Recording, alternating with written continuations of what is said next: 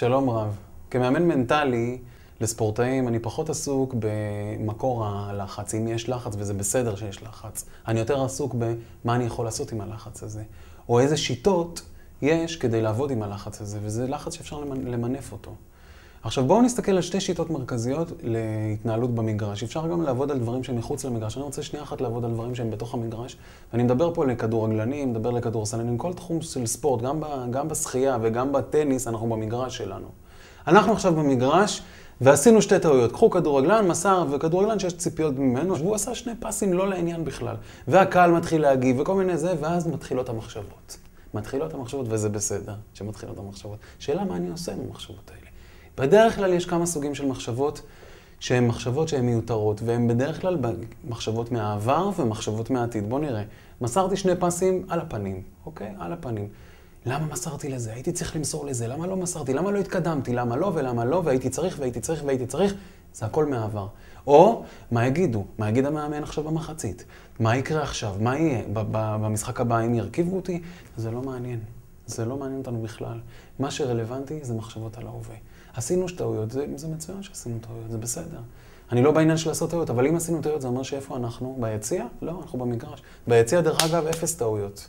אפס טעויות ביציע. אז לפחות אנחנו במגרש. עכשיו, מה שנותר זה לחשוב את המחשבה הנכונה שתוביל אותי כדי שאני אפסיק לעשות טעויות. ושלא תלחיץ אותי עוד יותר. בוא נחשוב, מחשבות מההווה. מה אני יכול לעשות עכשיו? ועכשיו מה אני יכול לעשות? האם אני יכול לעשות איזה פס קטן? האם אני יכול לעשות תנועה מסוימת? האם אני יכול למסור בצורה כזאת? האם אני יכול להיות מקוון לאנשהו?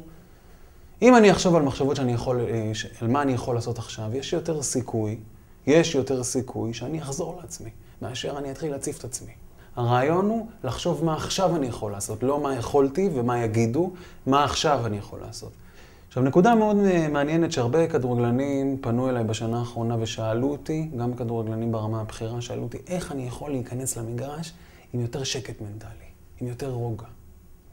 ויש לי חדשות בשבילכם, יש כלי פשוט כדי ליישם את זה. רגע אחד לפני שהתחיל המשחק, נסו לחשוב ב-15 דקות הראשונות על פעולה שהכי פשוט לכם לעשות.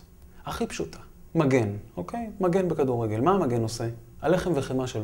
תחשבו, מה הלחם וחמאה של מגן? כולנו יודעים, גם בלי להיות כדורגלנים. מה התפקיד של מגן? להגן, נכון? אוקיי, יופי. פעולה הגנתית, ב-15 דקות הראשונות שהיא תהיה עם נוכחות, תיתן לו כוח. בוא ניקח מגן שמגיע למשחק, מגיע למגרש, ורגע לפני ששריקת הפתיחה, הוא אומר לעצמו, אני ב-15 דקות הראשונות מביא חילוץ, לא מעניין אותי איך. לא מעניין אותי, אני בפוקוס על זה. אז עכשיו, אם אני ב-15 דקות הראשונות אחשוב על החילוץ, כשאני אבוא מול התוקף שלי, אני יותר ממוקד בזה, ויש יותר סיכוי שאני אצליח לעשות את החילוץ ברבע שעה הראשונה, כי אני חשבתי על זה. עכשיו, מה זה ייתן? זה ייתן בדיוק את מה שרציתי, זה ייתן לי קרדיט. ייתן לי קרדיט מול עצמי, קודם כל. קודם כל מול עצמי. ואם אנחנו נעשה את הלחם וחמאה בתחילת המשחק, הקצפת תגיע כבר בהמשך. תודה, עופר מלמד.